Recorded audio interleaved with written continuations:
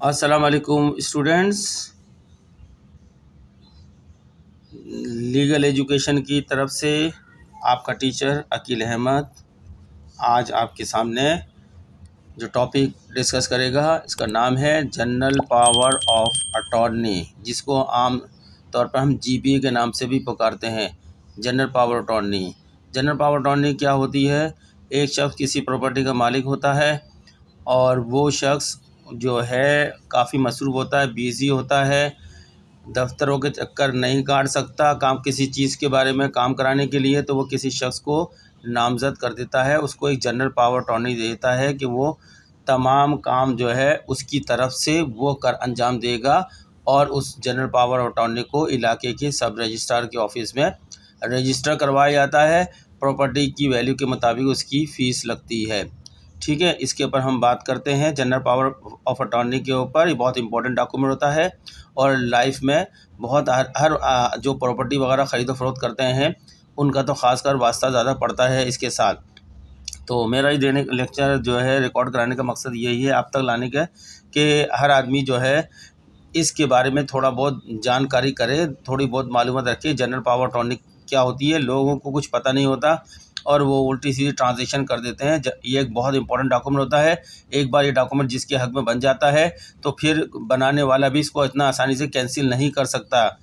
ठीक है, इसलिए इसको बनाने से पहले अच्छी तरह सोचना चाहिए। जनरल पावर अटॉर्नी जो है एक इम्पॉर्टेंट डॉक्यूमेंट होता है। तो मैं इस पर अब डिस्कस करता हूँ। पहले मैं इसके ऊपर बताऊँगा अंग्रेज़ी में इसका रजिस्ट्रेशन एक्ट 1925 के अंदर और रजिस्ट्रेशन एक्ट 1929 के अंदर इसके बारे में जिक्र है। ये डॉक्यूमेंट रजिस्टर होता है इलाके के सब रजिस्टर ऑफिस में, जिसको सूबे की हुकूमत ने नामजद नोटिफाई किए होते हैं ऑफिस। कौन कौन से इलाके में ये ऑफिस होंगे और किन किन इलाकों की इनकी जुरिडिक्शन होगी जहाँ तक के लिए काम करेंगे। तो चलते हैं, पहले इसको इंग्लिश के अंदर एक्सप्लेन करते हैं, फिर उसको हम उर्दू के अंदर वही बात करेंगे। The Registration Act of 1925 provides the legal framework for the registration of various documents, including the GPA, General Power of Attorney. A GPA is a broad document that grants authority to an individual to manage the financial and legal affairs of the person who executes the document known as the principal। जो document execute कराता है, जो power देता है, उसको हम principal के नाम से पुकारते हैं। प्रिंसिपल कहते हैं जिसके हक में दे रहा होता है, और देने वाला जो होता है वो प्रिंसिपल कहलाता है, और जिसके हक में दी जाती है वो एजेंट होता है। आगे चलते हैं। It may include the power to buy और sell property, execute contracts and handle banking transaction। The person who receives the power is known as the attorney in fact or agent। जिस शख्स के हक में पावर की जाती है उसको हम किस नाम से पुकारते हैं, उसके लिए बताया है नाम।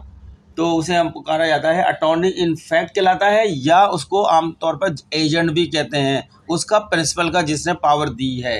आगे चलते हैं, इसको एक्सप्लेन करते हैं इंग्लिश में। और According to the Registration Act of 1925, a general power of attorney or GPA, short में GPA कहेंगे, can be registered in the office of the sub-registrar of the area, which is notified by the government of the province within whose jurisdiction the GPA is executed, or where the property or any portion of the property is situated। The Registration Act of 1929 provides the guidelines for the registration of document, including the GPA। To register a GPA, the document must be executed on non-judicial stamp paper of the required value and signed by the principal and the attorney in fact in the presence of two witnesses। The document must then be presented to the sub-registrar of the area for registration along with the requisite fees। The registration of a GPA provides a higher level of legal authenticity and validity to the document. It also ensures that the GPA is admissible as evidence in a court of law if any dispute arises. Additionally, a registered GPA can be used to create an irrevocable power of attorney which cannot be revoked by the principal even if they lost their mental capacity. तो students ये हमने explanation दी है in English में। अब हम Urdu medium वालों के लिए भी इसी एक्सप्लेनेशन को उर्दू में भी देते हैं ताकि इस टॉपिक को दोनों अच्छी तरह समझ लें। ये बहुत इंपॉर्टेंट डॉक्यूमेंट है। चलें उर्दू में हम इस बात को बयान करते हैं जो अभी हमने इंग्लिश में बात की है। मैंने इसमें बताया है जो अभी इंग्लिश में बात की है, रजिस्ट्रेशन एक्ट 1925 GPA यानी जनरल पावर ऑफ अटॉर्नी समेत मुख्तलिफ दस्तावेज़ात की रजिस्ट्रेशन के लिए कानूनी फ्रेमवर्क फराहम करता है।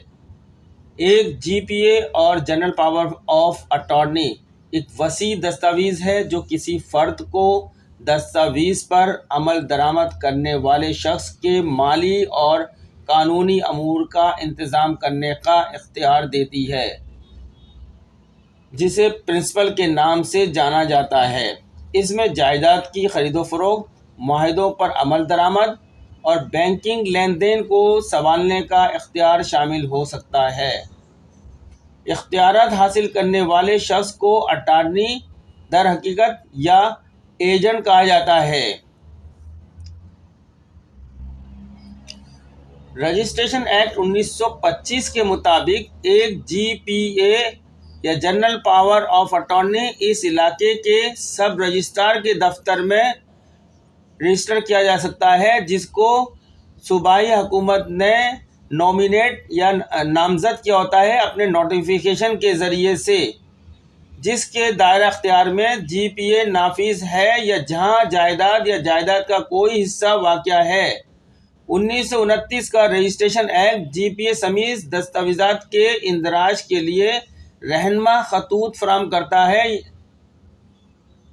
GPA को रजिस्टर करने के लिए दस्तावेज़ को मतलूबा कीमत के गैर अदालती स्टैम्प पेपर पर लागू किया जाना चाहिए और इस पर प्रिंसिपल और अटॉर्नी के दस्तखत शुदा होना चाहिए। ये दर हकीकत दो गवाहों की मौजूदगी में इसके बाद दस्तावेज़ को मतलूबा फ़ीस के साथ रजिस्ट्रेशन के लिए इलाके के सब रजिस्ट्रार को पेश किया जाना चाहिए। GPA की रजिस्ट्रेशन दस्तावेज़ की आला सतह की कानूनी सदाकत और दुरुस्तगी फराहम करती है। ये इस बात को भी यकीनी बनाता है कि अगर कोई तनाज़ा पैदा होता है तो GPA अदालत में बतौर सबूत काबिल कबूल है। मज़ीद बरआं एक रजिस्टर्ड GPA को एक अटल पावर ऑफ अटॉर्नी बनाने के लिए इस्तेमाल किया जा सकता है, जिसे प्रिंसिपल के ज़रिए मनसूख नहीं किया जा सकता चाहे वो अपनी जहनी सलाहियत को खो बैठें। यानी प्रिंसिपल वो शख्स होता है जिसने GPA किसी के हक में रजिस्टर कराई है और जिसके हक में GPA रजिस्टर हुई है वो एजेंट कहलाता है। ठीक है, और उसको प्रिंसिपल कैंसिल नहीं कर सकता, मनसूख नहीं कर सकता है। ख्वाह जिसके हक में कराई गई है वो दीवाना पागल ही क्यों ना डिक्लेयर हो जाए, फिर भी GPA मनसूख नहीं कर सकता प्रिंसिपल। तो इसलिए स्टूडेंट्स और दूसरे मेरे सुनने वाले उनको बता रहा हूँ कि ये बहुत इंपॉर्टेंट डॉक्यूमेंट होता है। इसको बनाने के लिए बड़ा सोचना चाहिए, किसी को इख्तियार देने के लिए सोचना चाहिए। कोई शख्स आपके इख्तियारात का नाजायज़ फ़ायदा भी उठा सकता है जिसके बाद जनरल पावर अटॉर्नी किसी काम करने की मौजूद हो। अंधा एतमाद नहीं करना चाहिए। बड़ी सोच समझ के बाद, तमाम हालात का जायज़ा लेने के बाद GPA रजिस्टर करनी चाहिए, वरना ऐसा ना हो कि GPA देने के बाद आप सब कुछ खो बैठे। अगर जिसके हक में ये GPA दी गई है वो बददियानत निकला, आपके मुताबिक जो आपने उस पर ट्रस्ट किया था वो उससे पूरा ना उतरे। तो स्टूडेंट्स ये इस देने का मकसद लेक्चर यही था कि आपको GPA के बारे में, जनरल पावर अटॉर्नी जो सब रजिस्ट्रार ऑफिस में रजिस्ट्रेशन होती है मुख्तलिफ कामों के लिए, कितना इम्पोर्टेंस रखता है। तो आज का लिए इतना ही काफ़ी है स्टूडेंट्स। अगर आपको हमारे लेक्चर्स अच्छे लग रहे हैं तो हमारे इस चैनल को सब्सक्राइब करें, लाइक करें, इस वीडियो को आगे दूसरों को भी शेयर करें, इससे हमारी हौसला अफजाई होगी। हम लॉ पे जो इम्पोर्टेंट लॉज हैं जिनका इस्तेमाल एक आम आदमी के लिए बहुत ज़रूरी है, इसकी समझ के लिए हम लेक्चर बनाते रहेंगे। शुक्रिया।